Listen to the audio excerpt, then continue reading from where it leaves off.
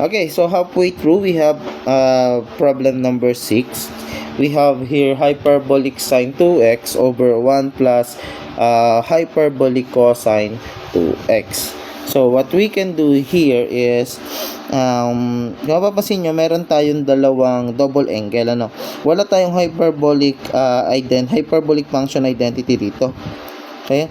So, wala tayong hyperbolic identity rito, but we have a double angle. So, from the hyperbolic identities for double angle, so we have here, pareho pa rin naman to hyperbolic sine x cos x.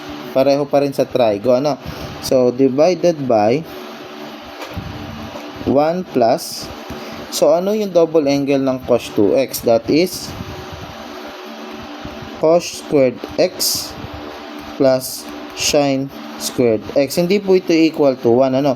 Kasi pagdating sa hyperbolic function, dapat ang operation nito ay minus para maging equal to 1. In this case, hindi siya equal to 1, but rather equivalent ito sa cos 2x. Yung cos 2x natin, that is equivalent sa cos squared x plus sine squared x na.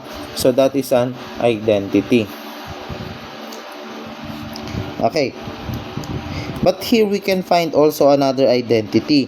So, sabi natin, di ba, pagka hyperbolic, ang ginagamit natin ay cos squared x minus sine squared x. That is yung unity, 1. Yan yung equal to 1, ano? Now, in this case, kung mapapansin natin, we can solve cos squared x, that is equal to 1 plus sine squared x. So, our denominator, merong identity na pwedeng ilagay, ano, or gamitin. So, let's just copy muna the numerator and then let's simplify the denominator applying this identity. So, we have here 1 plus, take note of this should be squared.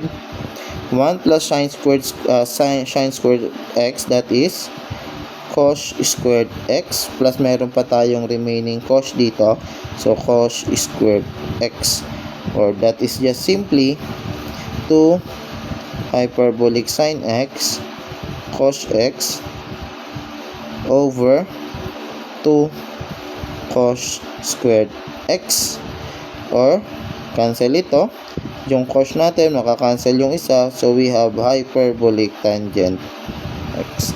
So, we have now simplified this problem.